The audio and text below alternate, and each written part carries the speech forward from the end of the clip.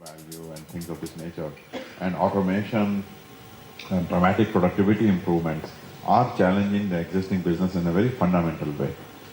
That is something that we cannot ignore, and this is exactly what we have been talking about for the last several quarters. So I would like to see the results in that light, in that broader sense. And some of the moves that we have made, some of the investments that we have made have already been towards this direction. And so, and we see that continuing. So Vishal, this is Nisha Podar from ET Now. Would like to know, you just spelled out the challenges that are in front of the IT sector, and you had a disappointing Q4. Despite that, you have given a robust guidance for this financial year, and that's what the analysts, the market men, and you saw the stock movement, that doesn't sound very convincing. How would you convince about the guidance that you've given? What are the factors which are going to lead you to that kind of a growth trajectory? I think 10% constant currency in the current atmosphere that we see is something that we are quite confident about achieving. And we feel that way because of two factors. On the one hand, we have started many initiatives to renew, to improve our existing services, to make them much more differentiated. And therefore, you would expect to see our win rates increasing in the traditional services, whether it is infrastructure management or business process outsourcing or verification services, as well as package implementation and things like that. So we just had first evidence of this where Panaya and our existing practice we won a very large deal because of the power of automation that Panaya brings to simplify the overall upgrade process and so forth. So we see that differentiation increasing in the renewal of our existing services.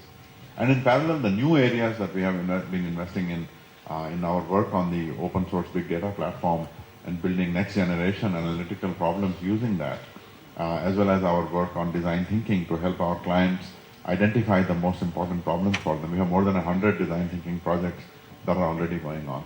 So we see that kicking in as well, although not in the near term. So the combination of these two things, improving the productivity, the differentiation of our existing services, as well as the new things that we are doing together, give us the confidence that we'll get there. Vishal, this is Pankaj from Economic Times. I have two questions. First of all, the $20 billion goal that you talked about. Now, can you explain how is that going to happen? I mean, in terms of organic or inorganic. And secondly, if you look at just this quarter's number, all industry segments and geographic markets have seen decline sequentially. What I'm trying to understand is there a deeper shift that is at play in terms of change of business mix or the way customers are buying things? So is this something that we are going to see going forward? Yeah, there is definitely a deeper shift that is underway, and customers are looking for different outcomes. They are looking for different efficiency, a different level of efficiency, a different level of strategic engagement in the work that we do with them. In terms of the 20 billion, that is our aspirational goal. If you look out over these 6 years, so this year as well as the 5 years after that, we use that as a way to organize our thoughts. Nobody can see 6 years out into the future. If anybody did, then I have a bridge to sell to them. However, you can organize your thoughts around a model that you wish to achieve, and the model that we wish to achieve, that we believe is feasible and it's certainly desirable and viable, is this $20 billion by 2020 in revenue at a 30% operating margin and an $80,000 revenue per employee ratio. So currently we are at approximately $52,300 per employee revenue. To increase this so significantly over the course of the next 6 years is something that would be, I believe, necessary for a next generation services company. I believe that we can get there by slowing down the rate of growth. If you just do the math on it, 20 billion, 250,000 employees, $80,000 productivity. Currently we are at about between 175 and 180,000 people. And so roughly, you would see that adding 70,000 or so people over the course of these 5 years or so, and augmenting the people with software, with productized services that amplify them significantly, that improve their productivity in a very dramatic way, and bring that benefit to the customer in terms of better efficiency, better automation, and things like that. So we break down that 20 roughly, and this is not a financial forecast. The financial forecast is what we have done for this year, which is 10 to 12% constant currency growth. But if you just break it down, we have modeled that out as Roughly $1.5 billion of that would be contributed by acquisitions that we would make in new areas between now and then. Or at any rate, no more than that, or actually, I shouldn't even say no more than that. Roughly, right now we are modeling 1.5 through inorganic investments that we make, 10% through the new services that which will contribute $2 billion in revenue by that time we expect.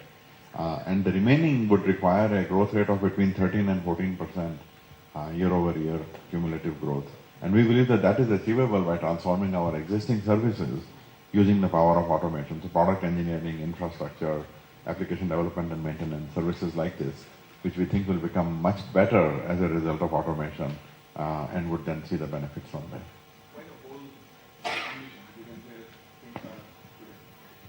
I think that I prefer to think of this as something that if we were to, as we can, be the next generation services company and once again become the bellwether IT company, then this is something that we have to aspire to.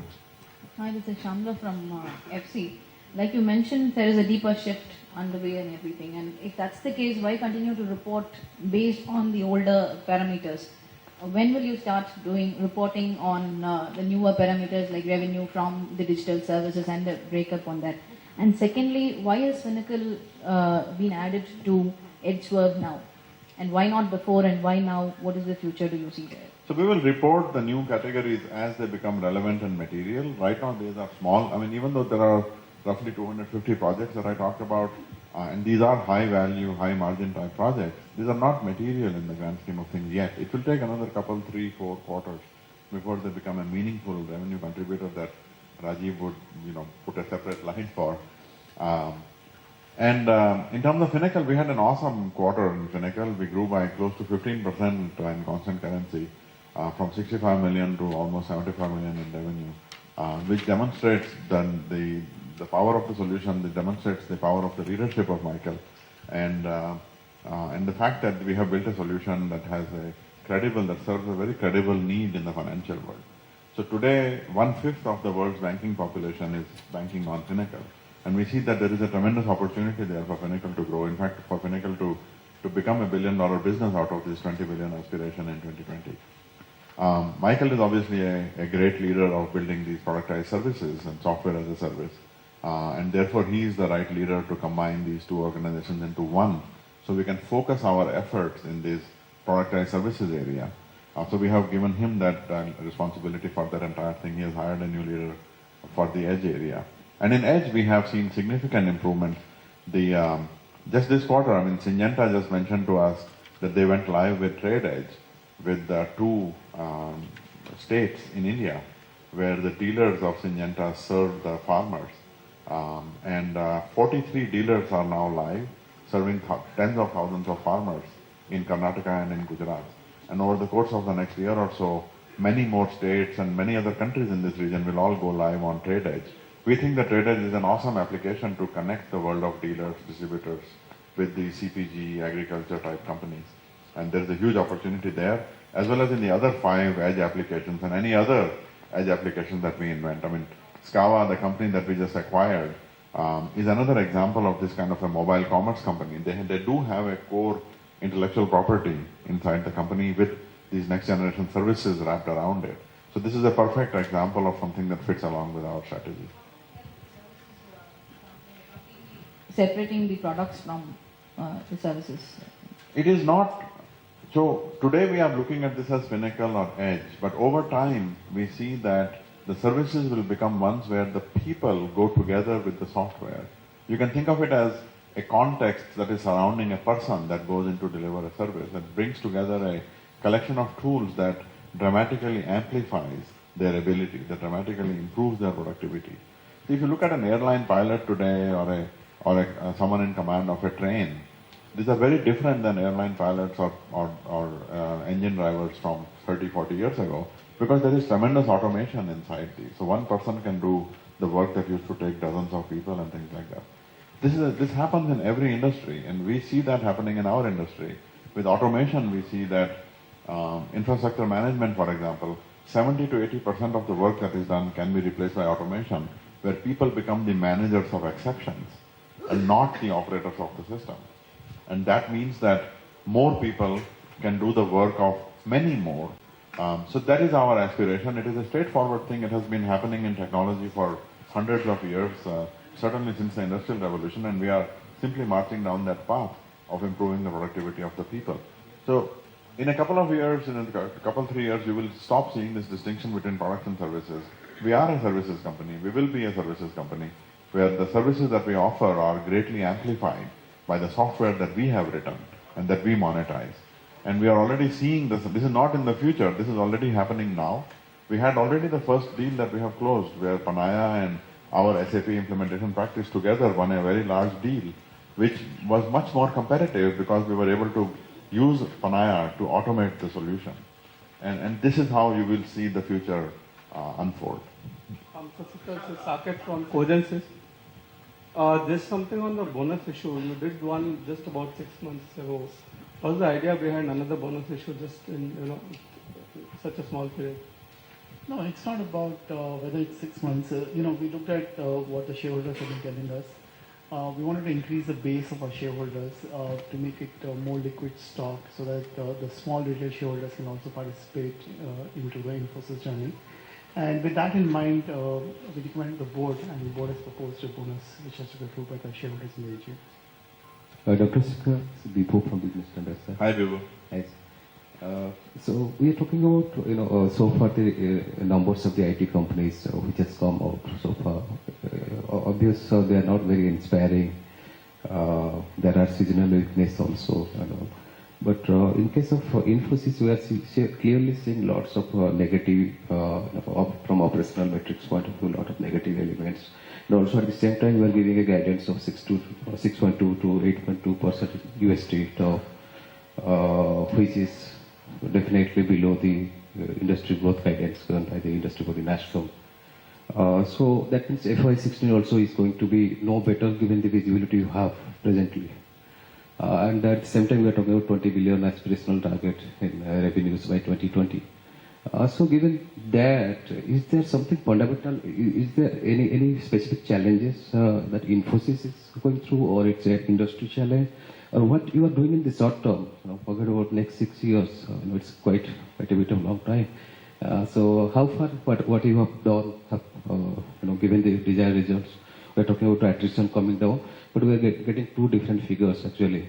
One is LTM base. I think you are giving an annualized base. So LTM, there is a drop definitely. So can you just throw us a bit more light? A lot of questions in one, so let me try remembering and answering this. On operational parameters, I think it would be wrong to look at it on a quarter-to-quarter basis because these are, this is a dynamic business. You will see some parameters go up and go down on a quarter-to-quarter basis. I think the right measure would be to look at the business from a yearly perspective and see whether we are in the right trajectory, whether we're on the right path or not. On the question of guidance, the impact of cross currencies during the year is about 380 basis points, and that is very, very significant. When NASSCOM gives a number, I don't think anybody has a clarity whether it's a cross-currency number, it's a reported number, what's the basis behind it. They didn't ask us for our number, so we don't know the basis on which NASSCOM has given the number and what that number means. But 11%, 10 to 12% constant currency guidance, 11% the midpoint, is a very, very significant movement from this year's growth, where we have grown at 5.6%. It's almost doubling our growth in terms of guidance. And as Vishal had articulated earlier, we are still sticking to Mr. Murthy's timeline of 3 years to get industry growth, which is in FY17. So if you look at it from a journey perspective, from 5.6% to the industry growth rate, next year guidance is very, very good and significant. So that is an important point. You should not look at the 6.2 number because we are not currency speculators. We are leaders of a software and